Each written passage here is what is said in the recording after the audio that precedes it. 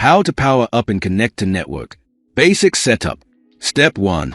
Powering your Advanced Electronic Solutions Opyn unit.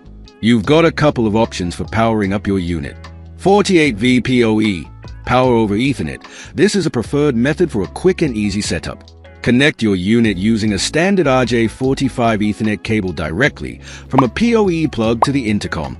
Alternatively, you can power the unit using the terminal block included in the box. Just make sure it's connected properly. Step 2. Connecting your Advanced Electronic Solutions Opyn device to the router. Grab an Ethernet cable, RJ45, and connect one end to the Ethernet port on your router and the other end to your PoE plug or directly to the Opyn unit. It's that simple.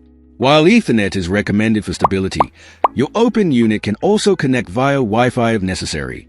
This requires a Wi-Fi aerial, which can be purchased separately. Step 3. Ready to power up your Opyn unit.